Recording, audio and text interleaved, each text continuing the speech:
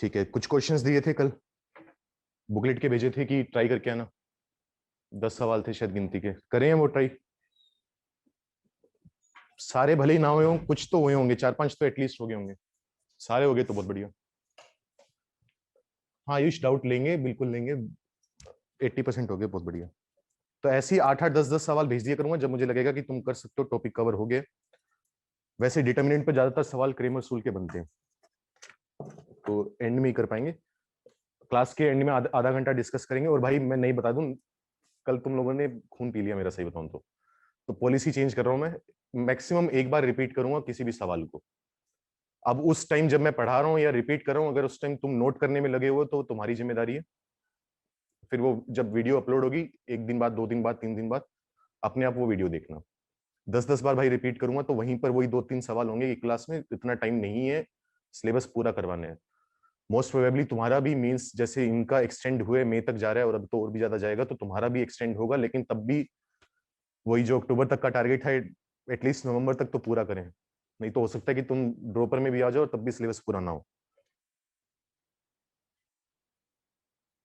तो भाई मैक्सिमम एक बार रिपीट करूंगा तो ध्यान से सुनते रहना। अच्छा, कल मैंने स्पेशल डिटर्मिनेंट्स लिखवाए थे। उसी स्पेशल डिटर्मिनेंट्स में एक और डिटर्मिनेंट होता है, वो भी लिख लो। थोड़ा कम यूज होता है लेकिन लिख लो फिर भी।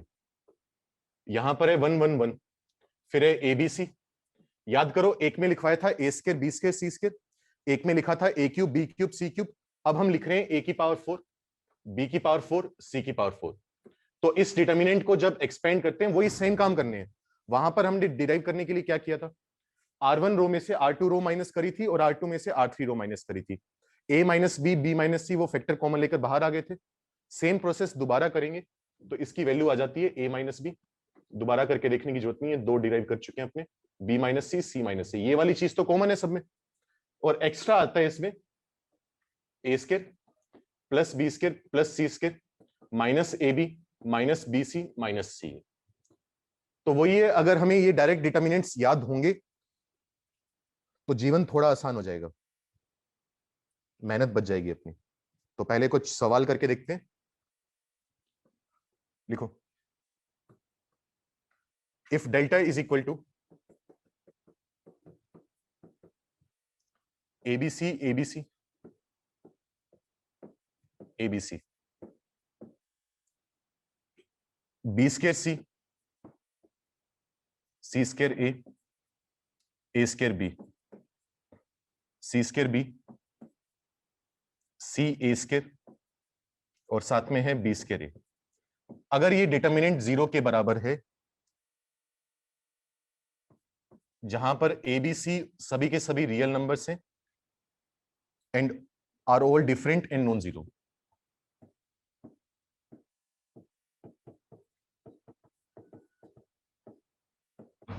एबीसी रियल नंबर्स हैं, सभी नॉन जीरो नंबर्स हैं और सभी डिफरेंट है, देन प्रूव दैट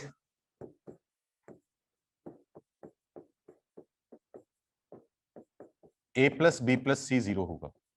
अगर ये डिटर्मिनेंट की वैल्यू 0 है तो तुम्हें प्रूव करना है तीनों नंबर्स का सम भी 0 है। करो जल्दी से।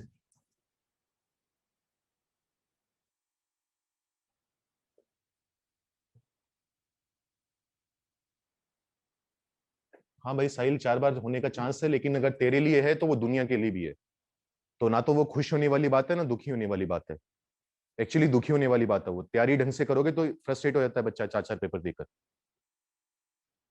क्योंकि अगर तेरे पास इंप्रूव करने के 4 तरीके हैं, 4 ऑप्शन हैं, तो बाकियों के पास भी हैं। रिलेटिव से खेल है सारा। सर अगर डिटर्मिनेंट के सारे टर्म्स में कुछ कॉमन आए तो उन्हें नेग्लेक्ट कर सकते हैं। क्यों कर सकते हैं भाई वंश, नेग्लेक्ट क्यों करेंगे? कॉमन निकालेंगे, नेग्लेक्ट क्यों करेंगे? देखो क्या करोगे। पहली रो में से हम कुछ कॉमन निकाल सकते हैं। क्या कॉमन निकाल सकते हो? चेक करो, सबके पास बीसी है, तो taking BC common from R1, पहली रो में से बीसी कॉमन निकालेंगे। दूसरी रो में से हम कॉमन निकाल सकते हैं एसी,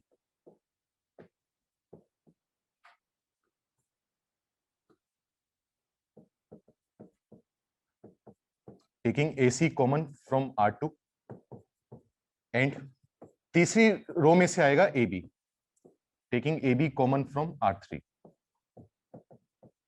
अगर इस तरीके से बाहर कॉमन निकालेंगे तो देखो BC आ गया, AC आ गया, AB आ गया, तो बाहर क्या मिलेगा अपने को? A square, B square, C square मिल जाएगा। एक तो सबको आपस में मल्टीप्लाई करेंगे तीनों नंबर को। अच्छा, अगर BC बाहर निकाल लिया तो पहली रो में एलिमेंट्स बचेंगे A, B और C। अगर यहां से हमने CA कॉमन निकाल लिया या फिर AC तो बचेगा BCA। तीसरी रो में से अगर AB बाहर निकालेंगे तो बचेगा CAB, और ये हमें दिया हुआ है 0 के इक्वल। अब वैसे तो दो नंबर का मल्टीप्लाई अगर 0 आ जाए तो हम बोलते हैं या तो डिटर्मिनेंट 0 होगा या ABC 0 होगा, लेकिन उसने स्पेशली बोला हुआ है कि ABC तीनों नंबर नॉन जीरो हैं, तो ये तो 0 आ नहीं सकता, तो डिटर्मिनेंट को 0 होना पड़ेगा। और ये है अपने पास एक साइक्लिक डिटर्मिनेंट। साइक्लिक डिटर्मिनेंट में मैंने बताया था साइक्लिक डिटर्मिनेंट सिर्फ तभी 0 हो सकते हैं, उसमें दो केस बनते हैं, या तो तीनों नंबर बराबर हो या तीनों नंबर का सम 0 आ जाए। ये डायरेक्ट प्रॉपर्टी लिखी थी हमने। अच्छा, तीनों नंबर बराबर आ नहीं सकते क्योंकि उसने बोला हुआ है सारे नंबर डिफरेंट है, तो ये वाली कंडीशन रिजेक्ट करनी पड़ेगी। तो ये पूरी वैल्यू सिर्फ 0 तभी आ सकती है जब तीनों नंबर्स का सम 0 हो, और वही बात हमें प्रूव करनी थी। Hence proved. नोट करो, फिर अगला सवाल करते हैं। सर जहां भी डिटरमिनेंट में कॉमन दिखे वहां कॉमन निकाल देना चाहिए। हाँ बिल्कुल साहिल, उससे क्या होता है अपने पास नंबर्स थोड़े छोटे आ जाते हैं, तो उनको मैनिपुलेट करना थोड़ा आसान हो जाता है। मयंक, हमने ये कहा है कि ये डिटरमिनेंट तभी 0 आ सकता था जब या तो तीनों नंबर बराबर हो या तीनों का सम 0 हो। ये कल हमने प्रॉपर्टी में लिखा था, लेकिन उसने सवाल में बोल दिया कि तीनों नंबर अलग अलग हैं, डिफरेंट है सारे के सारे। तो ये वाली कंडीशन हो तो सकती थी, लेकिन क्वेश्चन की कंडीशन के हिसाब से हमें रिजेक्ट करनी पड़ी, क्योंकि उसने मेंशन किया हुआ है कि सभी डिफरेंट है। तो सिर्फ एक ही कंडीशन हमें पता चला कि जो काम कर सकती है, और वो है कि तीनों का सम 0 आ जाए।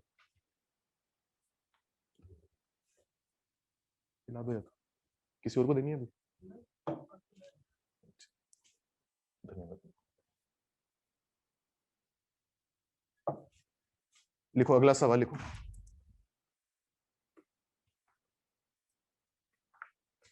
If AR is equal to, या ZR लिख लो, ZR इज इक्वल टू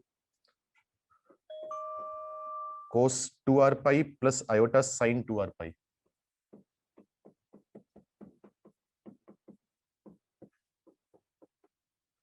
और पूरे की पावर है 1/9, देन प्रूव दैट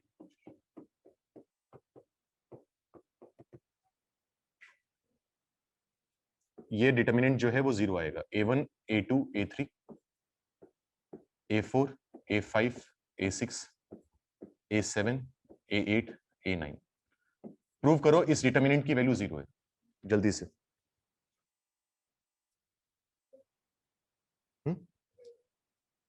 हाँ, वो जहां से क्वेश्चन लिखा है उसमें AR लिखा हुआ था, तो Z1, Z2, Z3, Z बस इसलिए लिख दिया क्योंकि कॉम्प्लेक्स नंबर है, तो हमारा दिमाग उस तरीके से काम करता है। पावर में लिखा है 1/9, cos 2r pi plus iota sin 2r पाई, पूरे की पावर 1/9।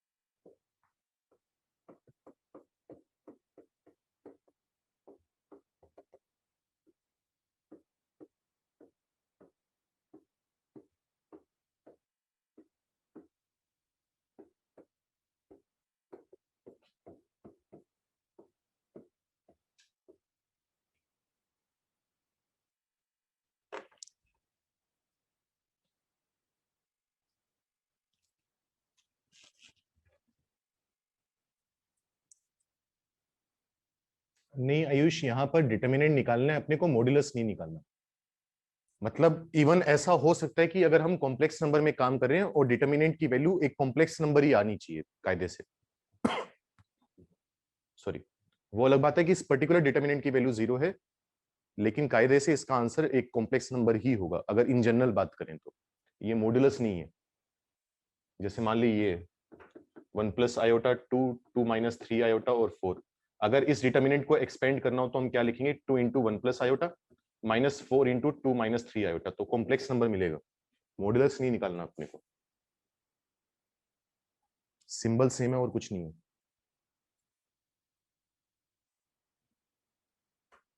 ठीक है हार्दिक, सही है। नहीं अत्यंत Z1 Z2 Z3 एपी नहीं बना रहे, उनकी पावर्स एपी बना रही है, मतलब वो खुद नंबर जीपी में है।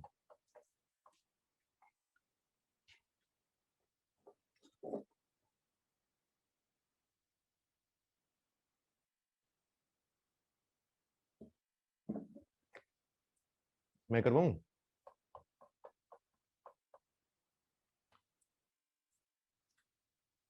और अगर प्रैक्टिस मतलब ट्राई करने के लिए थोड़ा और टाइम चाहिए तो बता दिया करो, अगर मैं जल्दी करवा दी। आर की वैल्यू पुट करोगे तो क्या बनेगा, ये बनेगा। अब देखो इस चीज को मैं जानता हूँ, सिस फॉर्म में पावर लेना मुश्किल काम होता है, हमने कॉम्प्लेक्स नंबर में ये बात बार बार बोली थी, तो इसी वजह से जब भी हमें पावर में काम करना हो कॉम्प्लेक्स नंबर में तो यूलर फॉर्म यूज करते हैं। तो इसको मैं क्या लिख सकता हूँ, ए की पावर आयोटा 2r पाई, पूरे की पावर 1/9 है, तो इसको मैं लिख दूंगा ए की power iota 2r pi divided by 9। R की वैल्यू चेंज करनी है बार बार, आर को पहले 1 रखने फिर 2 फिर 3, इस तरीके से वैल्यू रखना चालू करो। ए की पावर आयोटा 2 पाई बाई 9, लिखने में बड़ा सवाल है और कुछ नहीं है। आर की वैल्यू 2 रखोगे तो 4 पाई बाई 9, आर की वैल्यू 3 रखोगे तो ए की पावर आयोटा 6 पाई बाई 9, फिर 4 रखोगे तो बनेगा ए की पावर आयोटा 8 पाई बाई 9, 5 रखोगे तो ए की पावर आयोटा 10 पाई बाई 9, ए की पावर आयोटा 12 पाई बाई 9, फिर ए की पावर आयोटा 14 पाई बाई 9, ए की पावर आयोटा 16 पाई बाई 9 और ए की पावर आयोटा 18 पाई बाई 9। तो होता यह है कि अगर किसी डिटर्मिनेंट में सारे के सारे नंबर जीपी में हो, एक ही जीपी के पार्ट हो, या छोड़ो रहने दो प्रॉपर्टी, फिर तुम फिर कुछ कॉमन निकाल सकते हैं। पहली रो में से मैं ए की power iota 2 pi by 9 common निकाल सकता हूं। दूसरी, या भाड़ में गया ना ये चीज भी, सीधा ही रेशियो देख लो। अगर मैं इस कॉलम की बात करूं और इस कॉलम की बात करूं, इनकी कोरेस्पॉन्डिंग टर्म्स का रेशियो लो, इसको इससे डिवाइड करोगे तो बचेगा ए की पावर आयोटा 2 पाई बाई 9, इसको इससे डिवाइड करोगे तब भी पावर सब्ट्रैक्ट होकर 2 पाई बाई 9, और इनका भी रेशियो 2 पाई बाई 9। मतलब मैं कह सकता हूं कि C1 और C2 कॉलम प्रोपोर्शनल है, C3 भी है, वो बात अलग है, लेकिन भाड़ में गया। तो मैं यहां से कह सकता हूं C1 and C2 are proportional, elements of C1 and C2।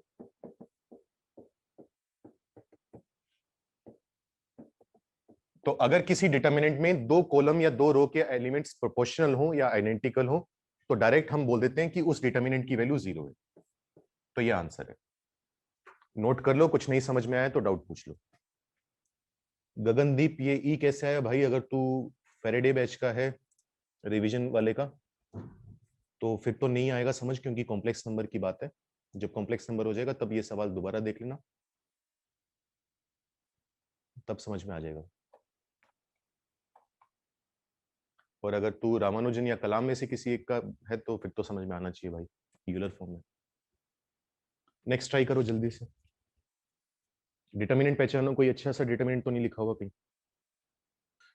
साहिल, अगर तू इन दोनों का रेशियो लेगा भाई, इस टर्म को इस टर्म से डिवाइड करेगा तो पावर सब्ट्रैक्ट हो जाएंगी, ए की पावर m अपॉन ए की पावर n, ए की पावर m माइनस n होता है, तो इसमें से ये सब्ट्रैक्ट करेगा तो 2 पाई बाई 9 बचेगी पावर। यहां से भी e की पावर आयोटा 2 पाई बाई 9, इनका रेशियो लेगा तब भी e की power iota 2 pi by 9, ratio same आ रहा है, मतलब प्रोपोर्शनल है।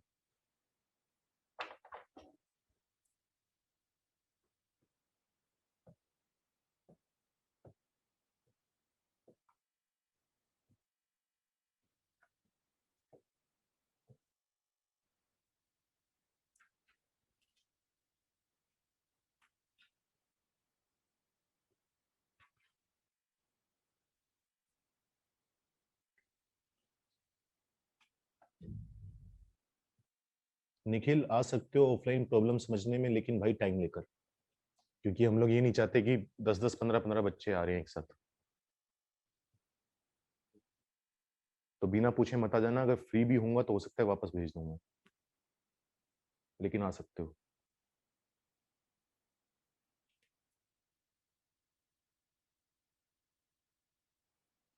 करें, कुछ नहीं करना।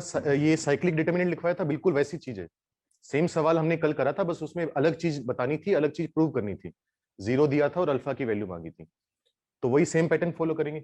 अब इस डिटर्मिनेंट को एक्सपेंड करके हमने डायरेक्ट वैल्यू लिखी थी कि इसको एक्सपेंड करने से ये आ जाता है माइनस का A cube plus B cube plus C cube minus 3 abc। अब देखो जरूरत का खेल है सारा। इसको मैंने 3 वैल्यूज अलग अलग लिखवाई थी, अलग अलग तो क्या सेम थी, बस लिखने के तरीके अलग थे। एक जगह हमने लिखा था माइनस का A plus B plus C, A square plus B square plus C square minus A B minus B C minus C A. फिर एक हाफ वाला लिखा था और तीसरा ये। तो ऑब्वियसली इस तरीके से एक्सपेंड करने में कम टर्म्स आएंगी और हमें फैक्टर बनाने की जरूरत नहीं पड़ेगी, सिंपल आ जाएगा। तो मैं इस तरीके से एक्सपेंड करूंगा। करने को बाकी तरीकों से भी कर सकते हो। तो यहां पर जो ए का काम कर रहा है वो है पहला नंबर 1, बी का काम यानी सेकंड नंबर का काम कर रहा है अल्फा, और सी का काम कर रहा है अल्फा स्केयर। तो अगर मैं सेम फॉर्मूले से एक्सपेंड करूं तो इसकी वैल्यू कितनी आनी चाहिए? ए का क्यूब, बी का क्यूब, सी का क्यूब, तीनों का क्यूब करके ऐड कर दो। माइनस में आएगा 3 इंटू एबीसी। तीनों को मल्टीप्लाई करोगे तो अल्फा क्यूब, 3 से मल्टीप्लाई करोगे तो 3 अल्फा क्यूब। सोच के देखो क्या बना। ये बना माइनस का 1 अल्फा क्यूब और माइनस का 3 अल्फा क्यूब, ये बना माइनस का 2 अल्फा क्यूब। प्लस में है अल्फा की पावर 6, और ये हम देख ही सकते हैं, ऑब्जर्व कर ही सकते हैं कि 1 माइनस अल्फा क्यूब का स्क्वायर है। तो इसकी वैल्यू ये आ गई और यही बात हमें प्रूव करनी थी। तो सवाल बहुत आसान है अगर प्रॉपर्टीज याद हैं तो। सर आंसर को अल्फा क्यूब माइनस 1 का स्क्वायर भी लिख सकते हैं, कोई दिक्कत नहीं है भाई, भले ही तो इसको ये लिख ले, एक ही बात है। 2 का स्क्वायर कर माइनस 2 का स्क्वायर कर एक चीज होती है ना। अगर x का स्क्वायर करें या माइनस एक्स का होल स्क्वायर करें एक ही बात है। तो 1 माइनस अल्फा क्यूब का स्क्वायर हो वो भी सेम चीज बनेगी, अल्फा क्यूब माइनस 1 का स्क्वायर करेगा वो भी सेम आएगा।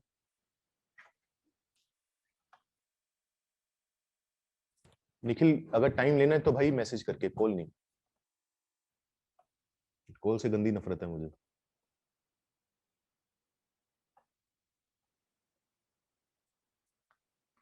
टेक्स्ट मैसेज या व्हाट्सएप, व्हाट्सएप कर दे तो ज्यादा अच्छा। नोट करो, अगला सवाल लिखो फिर, या कल ही डिस्कस करें, कल करेंगे यार बुकलेट वाले सवाल। एक दिन और ट्राई कर लेना थोड़े से।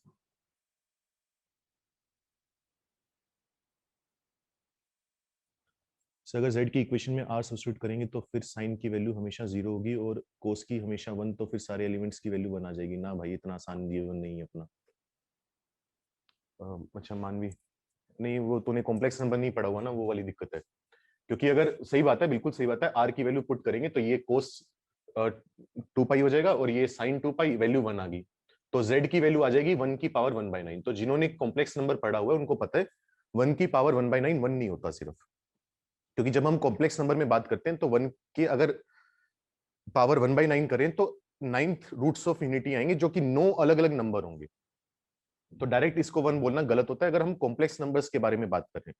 सीधा रियल नंबर्स की बात करिए तो कर रहे हैं तो 1 आ जाएगा। लेकिन उसने सवाल में आयोटा दे दिया तो वो कॉम्प्लेक्स नंबर इंट्रोड्यूस कर चुके, तो मुझे कॉम्प्लेक्स नंबर की थ्योरी के हिसाब से ही सोल्व करना पड़ेगा।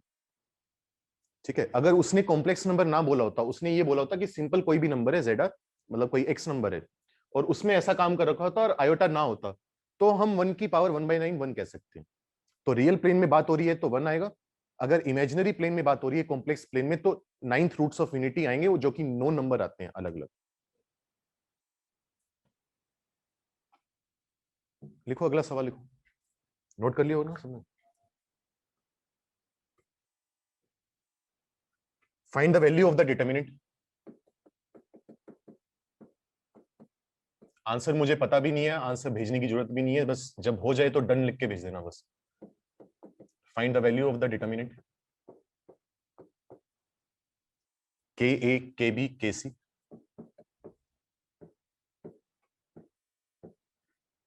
के स्केयर प्लस ए स्केयर, के स्केयर प्लस बी स्केयर,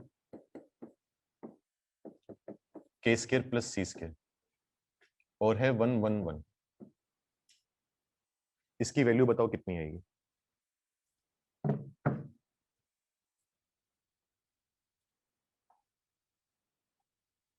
हाँ जी हो सकता है कर भी लें, कर लेंगे, चलो एंड के 15 मिनट में कर लेंगे।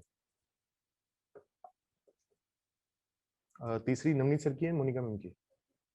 जल्दी आती हैं थोड़ी लेट आती हैं? कर लेंगे, आखिरी के 20 मिनट में कर लेंगे।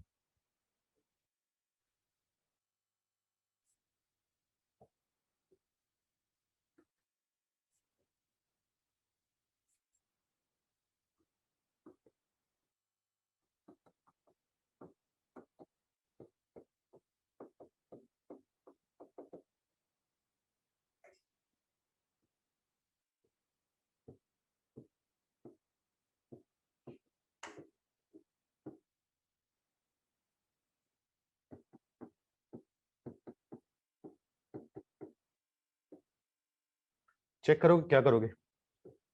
कुछ कुछ चीजें हमें बहुत अच्छी दिख रही हैं इसमें। हाँ सही है देवांश, और काफी लोगों का सही है। कुछ कुछ चीजें काफी अच्छी दिख रही है, हमें दिख रहा है कि 1 1 1 है, कहीं ना कहीं एबीसी भी छुपा हुआ है, ए स्केयर बी स्केयर सी स्केयर भी छुपा हुआ है। दिक्कत सिर्फ ये के स्केयर वाली टर्म करती है। तो हम क्या करेंगे, अपना स्टैंडर्ड वाली डिटर्मिनेंट में से किसी एक को बनाने में इनको, इस डिटर्मिनेंट को तोड़ देंगे। तोड़ने का मतलब क्या है बताया था कि अगर किसी रो या कॉलम में हर एलिमेंट 2 नंबर का सम हो तो डिटर्मिनेंट को लिखकर डेल्टा 1 प्लस डेल्टा 2 लिख देते हैं। तो चेक करो क्या बनेगा, के ए के बी के सी 1 1 1। तो मैं किसको तोड़ रहा हूं, सेकंड कॉलम को तोड़ रहा हूं। अगर सेकंड कॉलम को तोड़ रहे हैं तो फर्स्ट और थर्ड कॉलम सेम रहेगा। तो यहां पर तो मैंने रख लिया के स्केयर और यहां पर रख लिया ए स्केयर, फिर यहां पर के स्केयर रखा, बी स्केयर यहां रख दिया। समझ रहे हो, पहला और तीसरा कॉलम तो सेम रखा, सेकंड कॉलम को तोड़कर के स्केयर और ए स्केयर, के स्केयर और बी स्केयर। अच्छा, करने को ये भी कर सकते हो कि बी स्केयर यहां रख लिया, के स्केयर यहां रख लिया, लेकिन क्यों करोगे, काम मुश्किल हो जाएगा। फिर यहां पर के स्केयर, यहां पर सी स्केयर। इस डिटर्मिनेंट की वैल्यू तो 0 है, कारण सेकंड कॉलम और थर्ड कॉलम प्रोपोर्शनल है, रेशियो सेम आ रहा है। तो C2 and C3 are proportional. ठीक है, इसका काम तो निपट गया। अब बात करते हैं इसकी। इस पूरे में से के कॉमन निकाल सकते हो, वो निकाल लेंगे बाद में, जैसे निकाल लो चलो। लेकिन अब दिक्कत यह है कि जो हमने डिटर्मिनेंट पढ़ा था और इस डिटर्मिनेंट में थोड़ा सा अंतर है। हमने पढ़ा था 1 1 1 एबीसी ए स्केयर बी स्केयर सी स्केयर, तो इसके कॉलम्स इंटरचेंज करेंगे। तो हमें यह देखना पड़ेगा कि कितनी बार करा गया है, कि माइनस का फर्क पड़ेगा या नहीं पड़ेगा, हमें यह बात ध्यान देनी पड़ेगी। तो जो हमने डिटर्मिनेंट पढ़ा था वो बनाने के लिए क्या करना पड़ेगा, सबसे पहले हवा हवा में इमेजिन करो, लिखने की जरूरत नहीं है। 1 1 1 पहले लाने के लिए C1 और C3 को इंटरचेंज करना पड़ेगा। तो पहले इंटरचेंज करोगे C1 C3, 1 1 1 यहां पर आ गया। ए स्केयर बी स्केयर सी स्केयर सेकंड कॉलम में है, उसको बनाना पड़ेगा थर्ड कॉलम में। फिर हमें मतलब C2 और C3 को कन्वर्ट करना पड़ेगा, मतलब इंटरचेंज करना पड़ेगा। तो हमें 2 बार कॉलम ऑपरेशन लगाने पड़ेंगे, तब जाकर ये डिटर्मिनेंट देखने में इस जैसा दिखेगा। 2 बार लगाएंगे तो पहले माइनस आएगा, फिर एक माइनस आएगा, माइनस माइनस प्लस, मतलब जितनी इसकी वैल्यू आएगी उतनी इसकी आएगी, जितनी इसकी आती है उतनी इसकी आएगी। तो कितनी आती, इसको लिख लेंगे ये, हालांकि ये भी लिखना जरूरी था नहीं। तो इसकी वैल्यू हमने डायरेक्ट याद करी हुई है, इसकी वैल्यू आ जाती है a माइनस बी माइनस सी और सी माइनस ए, और बाहर ये कॉमन लेकर के आ गया। तो डायरेक्ट ये मत कर देना कि अच्छा ठीक है वैसा सा दिख रहा है तो वैल्यू रख दी, हो सकता है माइनस का अंतर आ जाए। जैसे मान लो मैं इसकी वैल्यू पूछ लूं तुमसे, अब ये नहीं कि देखने में बिल्कुल सेम है तो तुम डायरेक्ट ए माइनस बी माइनस सी कर दो, क्योंकि इसमें और इसमें अंतर यह है कि सेकंड कॉलम और थर्ड कॉलम को इंटरचेंज किया गया है, तो उस वजह से माइनस का डिफरेंस आ जाएगा। ठीक है, नोट कर लो, कुछ नहीं समझ में आया तो पूछ लो। ऊपर वाला जो क्वेश्चन लिखा हुआ है वो होमवर्क है, घर से ट्राई करके लाओगे, कल डिस्कस करेंगे। नोट करो जल्दी से। सर के स्केयर और के को कॉमन लेकर भी कर सकते हैं, नहीं भाई के स्केयर को कॉमन कैसे लेगा, के स्केयर तो प्लस में आ रहा है ना, मल्टीप्लाई में हो तब कॉमन निकाला जाता है। अगर तू यहां से के स्केयर कॉमन ले लेगा तो क्या बचेगा, 1 प्लस ए स्केयर अपॉन के स्केयर, ये बचेगा। ठीक है, एक काम और कर सकते थे, तुम ये कर सकते थे, मेरे भी अब दिमाग में आया, कि तुम C2 कॉलम को चेंज कर लो, C2 माइनस के स्केयर C3। मैंने भी अभी सोचा ये, के स्केयर मल्टीप्लाई करके सेपरेट कर दो, तो के स्केयर के स्केयर के स्केयर गायब हो जाएगा, ए स्केयर बी स्केयर सी स्केयर बच जाएगा, जो हमें चाहिए था। ये वाला स्टेप भी कर सकते हो, मेथड 2 लिख के या तो वो कर लो या डिटर्मिनेंट में तोड़ लो, तुम्हारी इच्छा है, जो अच्छा लगे। R1 माइनस R2 भी कर सकते हैं, नहीं उससे तो थोड़ा कॉम्प्लिकेट हो जाएगा, फिर वो जो जिस मेथड से हमने ये स्पेशल डिटर्मिनेंट प्रूव किया था वो पूरी प्रोसेस लगानी पड़ेगी अपने को, यहां पर फायदा ये हो रहा है कि हमें थोड़ा सा भी दिमाग नहीं लगाना पड़ा, डायरेक्ट वैल्यू यूज कर ली, कर सकते हैं, करने में कोई दिक्कत नहीं है। फैक्टर्स वैसे ही बाहर आएंगे बिल्कुल, 2 0 बनाकर R1 माइनस R2, और R2 को कन्वर्ट करेंगे R2 माइनस R3, थोड़ा सा लंबा हो जाएगा। उसी से बचने के लिए डिटर्मिनेंट की वैल्यू याद करते हैं। सर ऐसी कोई प्रॉपर्टी है जो आप सबसे पहले देखते हो कि डिटर्मिनेंट में लग रही है? नहीं, ऐसा कुछ नहीं है भाई। थोड़ा सा वो दिख जाता है कि उसके साथ मैच सा कर रहे हैं, तो कोशिश ये होती है कि किसी ना किसी तरीके से जुगाड़ लगाकर वैसा देखने में बना ले। ऐसा भी नहीं कि हमेशा बन ही जाएगा, कोशिश होती है, तुक्के होते हैं भाई देख सवाल में।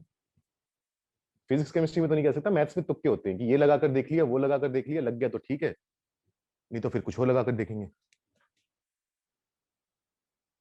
के की वैल्यू क्या क्या हो सकती है? के की वैल्यू क्या क्या हो सकती, कुछ भी हो सकती है, जो तो हमारी मर्जी हो या जो सवाल वाले की मर्जी हो।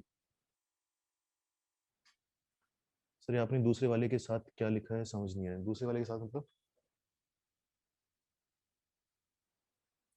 अमित डाउट क्या है, दूसरे वाले के साथ मतलब क्या है? लास्ट स्टेप रिपीट कर दो। लास्ट स्टेप में हमने ये बोला है कि ये डिटर्मिनेंट और ये डिटर्मिनेंट सेम है अगर मैं के को कॉमन बाहर निकाल लूं तो। एबीसी, यहां पर भी एबीसी है, ए स्केयर बी स्केयर सी स्केयर, ए स्केयर बी स्केयर सी स्केयर, 1 1 1 1 1 1। अब हमने कहा डिटर्मिनेंट देखने में एक जैसे हैं, लेकिन हमें ये देखना पड़ेगा कि कितनी बार रो कॉलम ऑपरेशन लगाएं ताकि एग्जैक्ट मैच कर जाएं, सिमिलर हैं अभी फिलहाल। तो मैंने कहा कि एबीसी वाली जो टर्म है वो मुझे 1 1 1 जो है मुझे पहले कॉलम में चाहिए, तो मुझे क्या करना पड़ेगा, C1 और C3 को इंटरचेंज करना पड़ेगा, तो 1 1 1 पहले कॉलम में आ जाएगा। ए स्केयर बी स्केयर सी स्केयर मुझे तीसरे कॉलम में चाहिए, तो मुझे C2 और C3 को इंटरचेंज करना पड़ेगा। तो ये दो कॉलम ऑपरेशन लगाएंगे तब जाकर ये डिटर्मिनेंट देखने में ऐसा होगा। ठीक है, तो हमें ऑब्जर्व करना पड़ा कितने कॉलम ऑपरेशन। अब ये वाला कॉलम ऑपरेशन लगाएंगे तो एक माइनस आएगा, इस वाले से एक माइनस आएगा, प्रॉपर्टी लिखवाई हुई है, माइनस माइनस प्लस होगा, तब जाकर हमने बोल दिया कि इस डिटर्मिनेंट को एक्सपेंड करके ये वैल्यू आएगी। नहीं तो कभी कभी ऐसा भी हो जाता है कि 3 बार कॉलम ऑपरेशन लगाना पड़ता है या एक बार, तो माइनस का अंतर रह जाता है उसमें।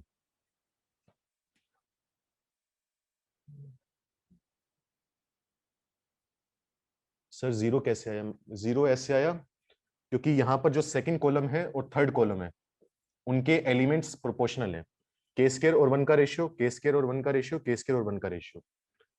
तो क्योंकि कॉलम प्रोपोर्शनल है, C1 C2 and C3 are proportional, तो प्रॉपर्टी हमने लिखी थी, तो डिटर्मिनेंट की वैल्यू 0 होती है।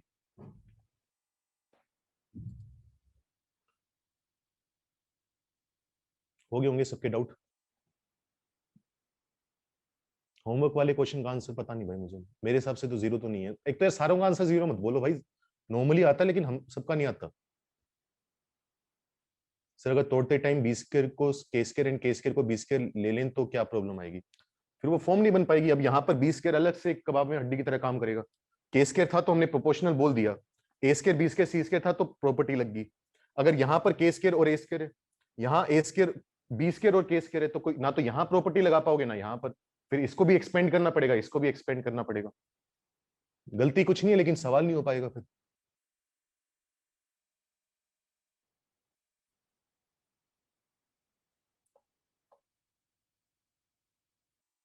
सेकंड मेथड मैंने ये बताया था, डायरेक्ट हम ये कर सकते हैं कि C2 कॉलम लिखा हुआ है, क्या बताया था कि क्या मतलब है, C2 में से के स्क्वायर C3 सेपरेट कर दो, इसको के स्क्वायर से मल्टीप्लाई करोगे तो के स्क्वायर के स्क्वायर के स्क्वायर, इसमें से सेपरेट करोगे तो के स्क्वायर के स्क्वायर के स्क्वायर कट जाएगा, सिर्फ ए स्क्वायर बी स्क्वायर सी स्क्वायर बचेगा, मतलब डायरेक्ट यहां से ये आ जाएगा। तो बहुत छोटा भी नहीं हुआ, तोड़कर भी यही चीज बनी, ये ऑपरेशन लगाओगे तब भी ये चीज बनेगी, लगाकर देख लेना एक बार।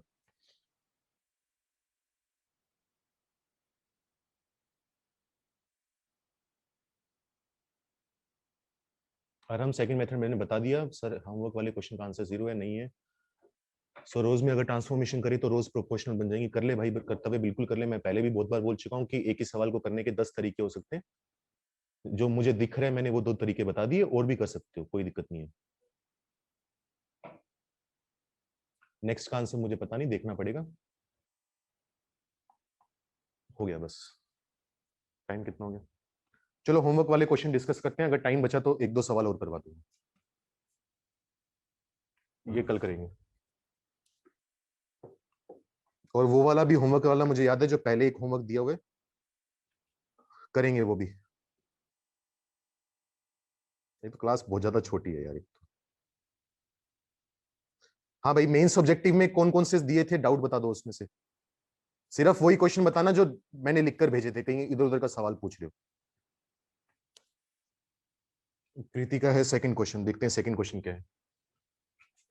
सेकंड क्वेश्चन में हमें बोला हुआ है कि 3 डिस्टिंक्ट पॉइंट हैं, 3u², 2u³। वैसे तो ये आगे जाकर पढ़ेंगे डिटरमिनेंट में एरिया कैसे निकालते हैं, लेकिन ये टॉपिक तुम ऑलरेडी स्ट्रेट लाइन में पढ़ चुके हो, तो मैं इसलिए सवाल पहले दे दिया। हमें बोला हुआ है कि ये तीनों पॉइंट्स जो हैं ये कोलिनियर हैं। अगर 3 पॉइंट कोलिनियर हो तो हम जानते हैं उनसे बनने वाले ट्राइंगल का एरिया 0 आएगा। Area of triangle is equal to 0। Triangle का एरिया हमें निकालना आता है, कैसे निकालते हैं, पहले हाफ लिखते हैं, फिर आता है x1 y1 1, मतलब 3u², 2u³ 1, x कोऑर्डिनेट और 1, फिर x2 y2 1, मतलब दूसरे पॉइंट का x कोऑर्डिनेट, दूसरे पॉइंट का y कोऑर्डिनेट 1, और फिर z कोऑर्डिनेट्स, z क्या, तीसरे पॉइंट के कोऑर्डिनेट्स। तो कोलिनियर पॉइंट्स हैं तो डिटरमिनेंट 0 आना चाहिए। इस पूरे में से 3 कॉमन निकाल लेंगे, इस पूरे में से 2 कॉमन निकाल लेंगे। बाहर कितना आया, 6 बाहर आया, 6/2 कितना होता है, 3 होता है। ये बचा u², v², w², u³ v³ w³ 1 1 1 equal to कितने, 0 है। ये बात हम बोल सकते हैं। अब इस डिटरमिनेंट की वैल्यू मैंने लिखवाई थी, शायद लिखवाई थी या नहीं, लिखवाई थी, मतलब इसी को चेंज करके लिखवाया था। तो इस 3 तो 0 में जाकर गायब हो गया। इस डिटरमिनेंट की वैल्यू हमने लिखी थी, अगर मुझे सही याद है। तो बस फर्क इतना है, यहां पर u v w है, वहां पर a b c थे। तो जहां a आएगा उसको u लिखूंगा, b को v और c को w। तो इसकी वैल्यू आई थी u minus v, v minus w, w minus u, और साथ में आया था u v, दो का product v w plus w u equal to 0। 4 number का प्रोडक्ट 0 आ रहा है, तो चारों में से कम एक नंबर को 0 होना पड़ेगा। ये नंबर 0 कब होगा, जब u इक्वल टू v होगा। लेकिन u इक्वल टू v लेना अलाउड नहीं है, भले ही सवाल में ना बोला हो। क्योंकि क्या है, अगर u इक्वल टू v हो गया तो इस पॉइंट में और इस पॉइंट में कोई अंतर नहीं बचेगा, दोनों सेम पॉइंट है। और इसने बोला हुआ है स्पेशली 3 डिस्टिंक्ट पॉइंट्स, पहले 2-3 वर्ड यही है। तो ये 0 हो नहीं सकता, ये भी 0 नहीं हो सकता, ये भी 0 नहीं हो सकता। तो सारा खेल इसी पे होगा, सारा दारोमदार इसी पर है। प्रोडक्ट को 0 बनाने की जिम्मेदारी इसकी है।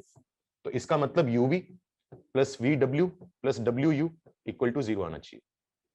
तो इसका मतलब हमारे पास ए ऑप्शन करेक्ट हो जाएगा। और बताओ भाई, जो क्वेश्चन मार्क करवाए थे मेन सब्जेक्टिव में, कौन सा डाउट है?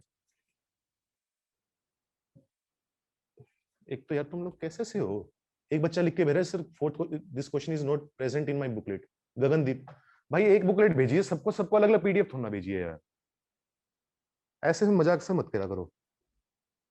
अब तू अपनी कोई बुकलेट लेकर चल रहा है, हार्ड कॉपी अगर तू लेकर चल रहा है तो भाई वो तेरी गलती है। मैंने कल 10 बार बोला क्लास में कि पीडीएफ से कर लेना, नई वाली बुकलेट से मत करना, पुरानी वाली बुकलेट की जो पीडीएफ ग्रुप में डाली हुई है उससे ट्राई करनी है। कैसे से हो यार तुम लोग। थर्ड क्वेश्चन कर्तव्य का डाउट है। इसमें बोला हुआ है कि ए डिटर्मिनेंट जो है वो हमें दिया हुआ है a b c p q r x y Z.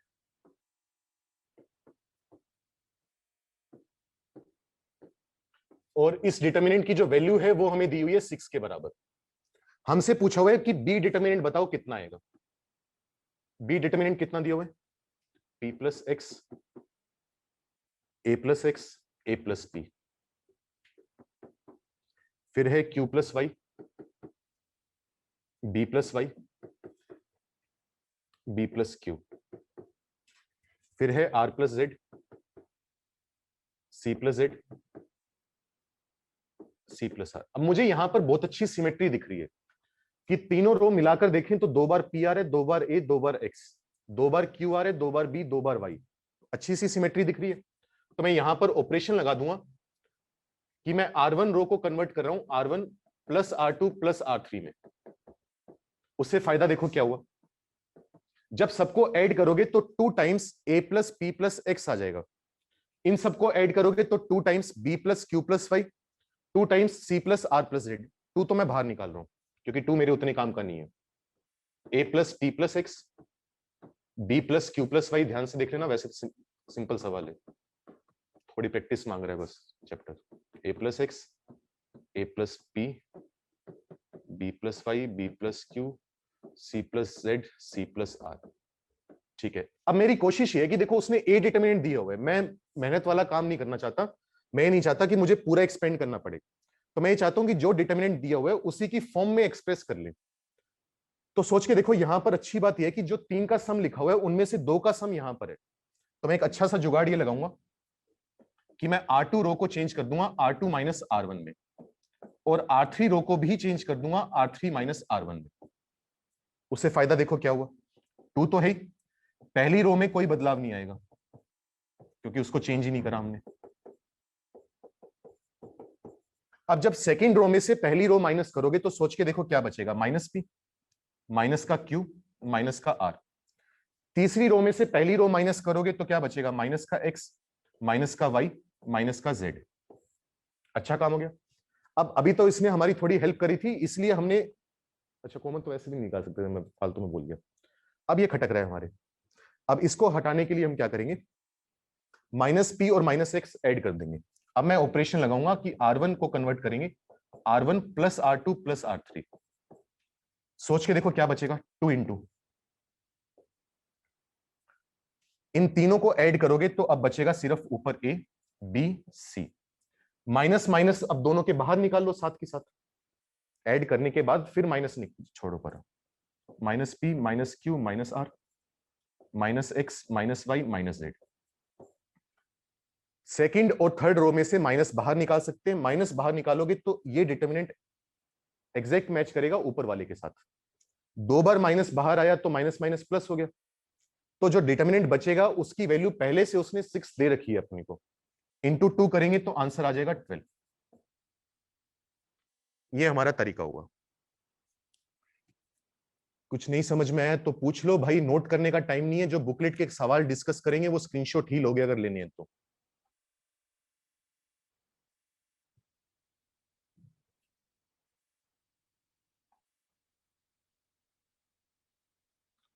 Sahil split कर ले भाई, तेरी मर्जी है, स्क्रीनशॉट लो इसका। अब किसी ने पूछा हुआ है 5th क्वेश्चन, वो कर लेते हैं डिस्कस। किसका पता नहीं, 4th का आंसर हो सकता है गलत हो भाई। सर ये ऑपरेशन कॉलम में लगाए ना, कौन सा ऑपरेशन, नहीं रो में लगाए हैं सारे ऑपरेशन, लिखा हुआ है इसलिए मैं जानबूझ कर लिख रहा हूं ताकि समझ में आ जाए। स्क्रीनशॉट लो। 5वां सवाल देखो, सॉरी, 5वें सवाल में बोला हुआ है alpha beta gamma are the roots of the equation alpha x cube. X square का कोफिशिएंट नहीं है तो 0 into x square plus p x plus q equal to 0। इसके रूट्स हैं अल्फा बीटा गामा। हमसे डिटर्मिनेंट की वैल्यू मांगी गई है alpha beta gamma, beta gamma alpha, gamma alpha beta. क्या लिखा हुआ है, साइक्लिक डिटर्मिनेंट लिखा हुआ है, फिर काम आएगा। साइक्लिक डिटर्मिनेंट की वैल्यू कितनी होगी। अच्छा एक अच्छी चीज छोड़ो, भाड़ में गया सब कुछ, अगर तुम तीनों रूट्स का सम निकालोगे, alpha plus beta plus gamma होता है माइनस का बी अपॉन ए। अब क्योंकि एक्स स्क्वायर का कोफिशिएंट 0 है तो तीनों का सम 0 आएगा। याद करो इसकी वैल्यू क्या लिखी थी हमने, सारा जरूरत का खेल है कि कौन सी फॉर्म यूज करनी है। अब मुझे दिख रहा है कि अगर मैं ये वाला फॉर्मूला लगाऊंगा तो मेरा काम आसान हो जाएगा क्योंकि alpha plus beta plus gamma 0 है और वो 0 है तो पूरे डिटर्मिनेंट की वैल्यू 0 है। अब अगर मैं alpha cube plus beta cube वाला फॉर्मूला लगाऊंगा तो मेरा सवाल और कॉम्प्लिकेट हो जाएगा। वहां पर वो मदद कर रहा था, यहां पर ये मदद कर रहे हैं, सिंपल था, ये आंसर है। 4th क्वेश्चन का तुम लोग कह रहे हो कि आंसर गलत दिया हुआ है, चेक कर लेते हैं जल्दी से, निकाल लो यार, इसमें क्या बताऊं मैं, ये तो सवाल। -1 3 प्लस 2√2, नोट करने में ध्यान मत डालना, इसमें समझ लो पहले, बाद में नोट कर लेना अगर कोई कर रहा है तो, या स्क्रीनशॉट ले लेना।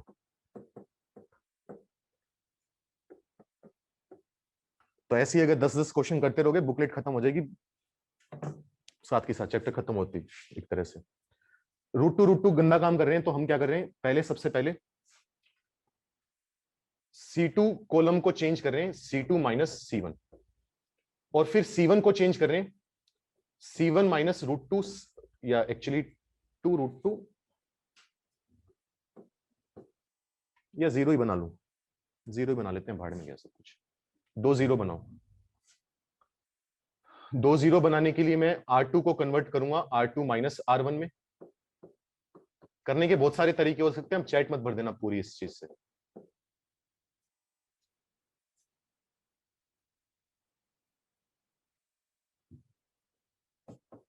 R3 को कन्वर्ट कर रहे हैं R3 माइनस R2, और फिर R2 को कन्वर्ट कर रहे हैं R2 माइनस R1। पूरी प्रोसेस में मैंने पहली रो को चेंज नहीं करा, सेम आएगी।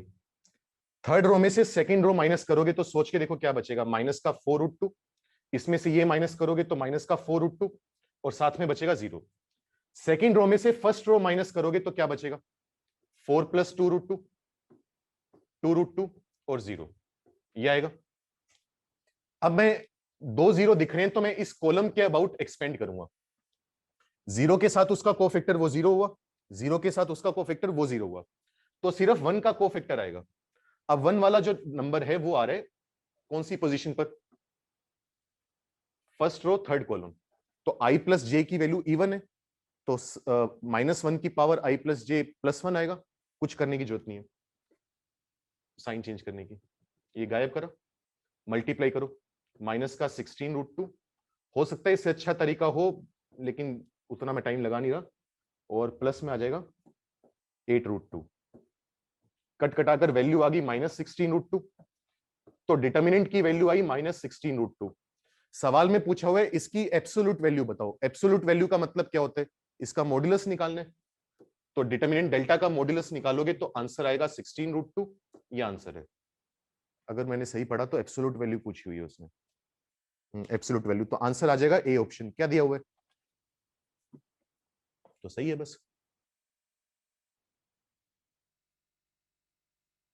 सवाल पूरा पढ़ा करो, मॉड्यूलस नहीं लिया होगा।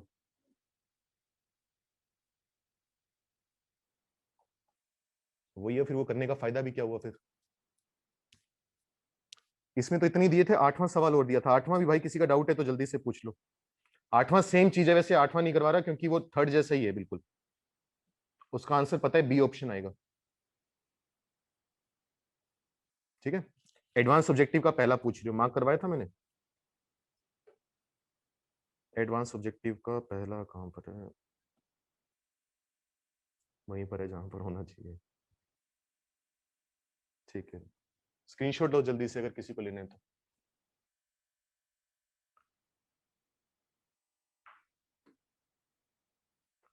इसमें दिया हुआ है डिटर्मिनेंट है 1 प्लस साइंस के थीटा, वो ये जितना सिंपल होगा उतना सिंपल करके फिर एक्सपेंड मार देंगे।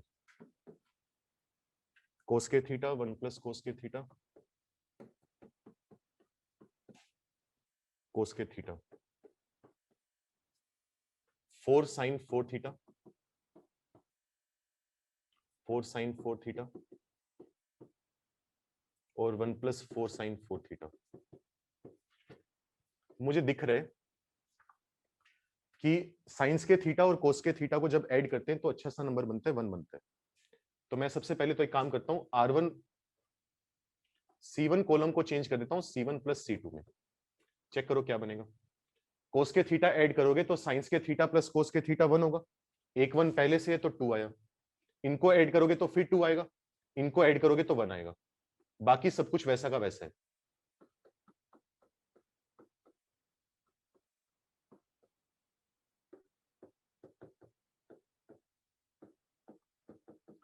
अब कुछ अच्छा सा डिटर्मिनेंट नहीं दिख रहा, कोई स्टैंडर्ड डिटर्मिनेंट नहीं दिख रहा अपने को, तो जितने 0 बना सके उतने 0 बनाने पे ध्यान होगा हमारा। तो 0 बनाने के लिए 2 में से 2 सब्ट्रैक्ट कर देंगे। तो मैं चेंज कर रहा हूं R1 रो को चेंज कर रहा हूं R1 माइनस R2 में।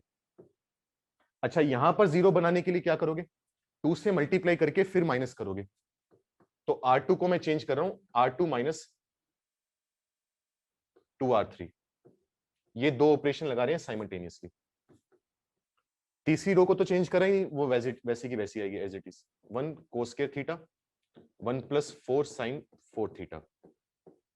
जब पहली रो में से सेकंड रो माइनस करोगे तो सोच के देखो, 2 - 2 0, cos स्क्वायर थीटा में से 1 + cos स्क्वायर थीटा गया तो -1, इसमें से ये माइनस करोगे तो 0। ये तो यहीं पर 2 0 बन गए। एक काम करो, छोड़ो ये वाला, पहले ही 2 0 बन गए, भाड़ में गया, दूसरा ऑपरेशन क्यों लगाए, लगा भी लो वैसे कोई।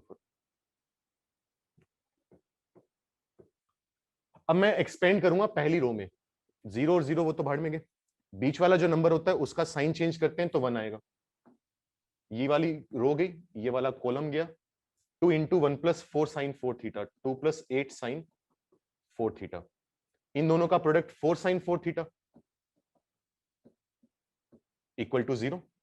यहां से sin 4 थीटा की वैल्यू आ रही है -½ अब चेक करते हैं पूछा क्या है इसने।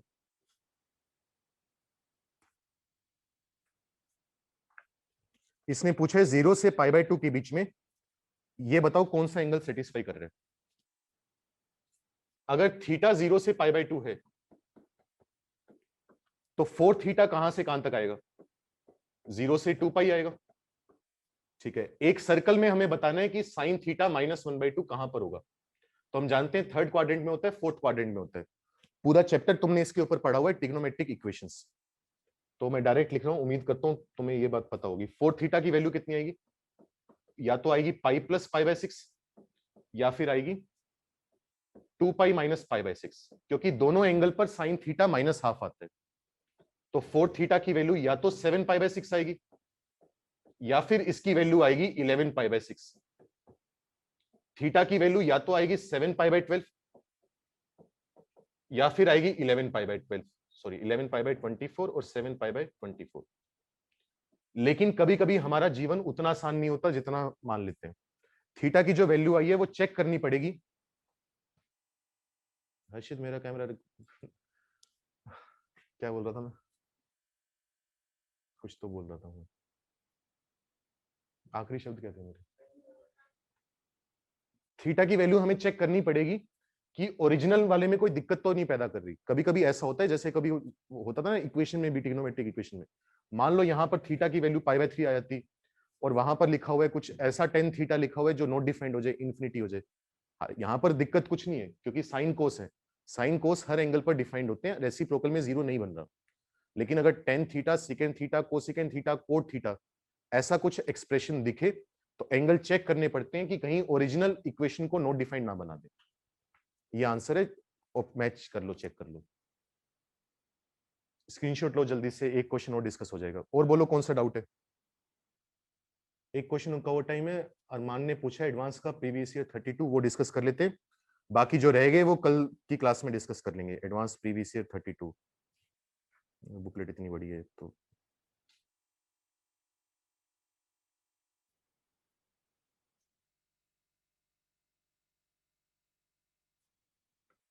एडवांस प्रीवियस ईयर 32 में हमें बोला हुआ है एक डिटर्मिनेंट है x 2x 3x, ठीक है, फिर है x square 4x square 9x square 1 + x cube 1 + 8x cube 1 + 27x cube. ठीक है, सबसे पहले तो इस कॉलम में से और इस कॉलम में से x और इसमें से x स्क्वायर, पहले तो इतना तो कॉमन निकाल लो, क्या बचेगा x क्यूब 1 2 3। अच्छी बात है, उन्हीं के स्क्वायर यहां पर लिखे हुए हैं 1 4 और 9, और फिर लिखा हुआ है 1 + x क्यूब 1 + 8x क्यूब और 1 + 27x क्यूब। देखो एक तरीका तो ये हो सकता है कि इसको दो डिटर्मिनेंट में तोड़ दें, उसके अलावा बिना उसके भी कर सकते हो, 0 बना लो जितने बन जाए। पर तो देखो तरीके तो बहुत सारे हैं, माइनस कर लो एक रो में से दूसरी रो जितना हो सके, पर छोटा ढूंढने की कोशिश करें तो स्प्लिट करने में फायदा है शायद। स्प्लिट कर ले, अगर कोई और तरीका होगा तो वो भी देख लेंगे। फिर स्प्लिट करोगे तो 1 2 3 1 4 9 1 1 1। तीसरे कॉलम को स्प्लिट कर रहे हैं,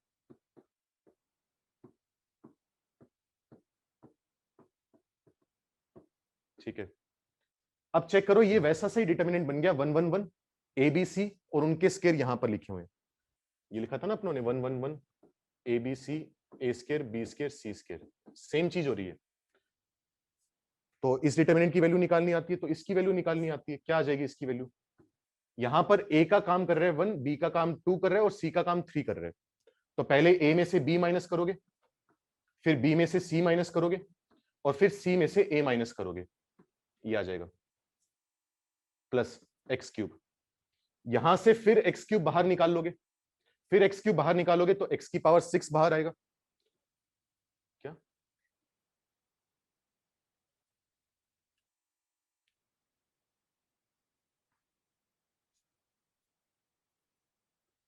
A माइनस B माइनस, यहां पर बचेगा 1 2 3 1 4 9 1 8 27। अब क्या कर सकते हो, यहां से 2 बाहर निकाल लो। ऑपरेशन बहुत सारे लगा रहे हैं, चिंता मत करो, मतलब सेम सिंपल चीज है वैसे। कितना आएगा 2x क्यूब प्लस 2 और 3 बाहर निकालोगे तो 6 बाहर आ गया। फायदा 1 1 1 2 बाहर निकाला तो 1 2 4 3 बाहर निकाला तो 1 3 9। दोबारा सेम चीज बन गई 1 1 1 ABC A square B square C square. क्या करोगे 2x क्यूब प्लस 6x की पावर 6। दोबारा A का काम 1 कर रहे हैं, B का काम 2 कर रहे हैं, C का काम 3 कर रहे हैं। तो A minus B, B minus C, C minus A। तो ये बन गया अपने पास finally 2x cube plus 12x की पावर 6। तो आंसर आ जाएगा इक्वल टू 10 दिया हुआ है ना, ये आ गया इक्वल टू 10। 2 कॉमन लेकर गायब कर दो, एक्स क्यूब में क्वाड्रेटिक इक्वेशन बन गई, उसके फैक्टर बना लेंगे।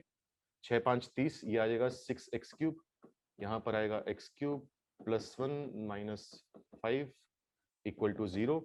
एक्स क्यूब की वैल्यू या तो 5/6 आएगी या फिर एक्स क्यूब की वैल्यू -1 आएगी। क्या दिया हुआ है अब सवाल में, लंबा खींच गया ज्यादा ही काम वैसे। Number of distinct x belonging to R. X belonging to R का मतलब रियल रूट्स पूछ रहे, रियल रूट्स पूछ रहे। तो अगर देखो वैसे तो एक्स क्यूब इक्वल टू 5/6 बताए हुए, बार बार रियल नंबर में काम करोगे तो एक ही एक्स की वैल्यू आएगी। कॉम्प्लेक्स नंबर में काम करते हैं तब 3 वैल्यू आती हैं। तो एक वैल्यू यहां से निकल कर आएगी 5/6 का क्यूब रूट, एक वैल्यू यहां से निकल कर आएगी x इक्वल टू -1। तो 2 वैल्यू आ रही हैं, तो इसका मतलब 2 सॉल्यूशन आएंगे, 2 रूट्स आएंगे। ये आंसर है अपना। स्क्रीनशॉट ले लो, कुछ नहीं समझ में आया पूछ लो भाई, थोड़ा जल्दी में ही करना पड़ेगा, टाइम बहुत कम होता है। अगर क्लास में चाहते हो कि डिस्कस हो क्वेश्चंस, अगर कहोगे तो अलग से क्लास लगा लेंगे, लेकिन वो मेरा लगाने का मन नहीं है। क्लास में हो जाए तो सबसे अच्छा डिस्कस, चाहे क्लास लंबी लेनी पड़ जाए थोड़ी सी। सर शुरू में 1 अलग कर लो, लास्ट कॉलम में फर्स्ट स्टेप में। वही तो करा है मैंने, और क्या करा है। अच्छा पहले लिखा हुआ मेरे करने से पहले, ठीक है। तो कोशिश हमारी वही थी कि हमें दिख रहा था कि x x square x cube अच्छी चीज बनने वाली है, तो इसीलिए हमने उसको तोड़कर लिख लिया। फिर यहां से 2 3 इसलिए कॉमन लिया ताकि 1 1 1 बन सके, वो चीज बन सके, वो वाला जो फॉर्मूला है। तो वही देख लेते हैं कि किसी स्टैंडर्ड डिटर्मिनेंट के साथ अगर मैच कर रहे तो उसको बनाने में लग जाते हैं अपने वो स्टैंडर्ड डिटर्मिनेंट। अगर वो बन गया उसके बाद हमारा काम आसान हो जाता है, एक्सपेंड नहीं करना पड़ता अपने को, डायरेक्ट वैल्यू याद होती है। तो स्टेप अपने आप दिखने चालू हो जाते हैं कि अच्छा वहां से वहां तक पहुंचना है, तो ये पर्टिकुलर स्टेप लगाने पड़ेंगे। ठीक है, सपने किसी को नहीं आ रहे, बस वही है, ऑब्जर्व करना पड़ता है। बाकी कल कंटिन्यू करेंगे, जो एक होमवर्क दिया है वो कर लेना, जो बच गए सवाल वो भी कल डिस्कस करेंगे। जेई मेंस प्रीवियस ईयर के 3 और 33 कल डिस्कस करेंगे। ये ले भाई अंश, स्क्रीनशॉट ले ले इसका। कल मिलते हैं, बाय। और शाम को चेक कर लेना ग्रुप, अगर बुकलेट में कोई सवाल मार्क करवाने होंगे तो भेज दूंगा तुम्हें।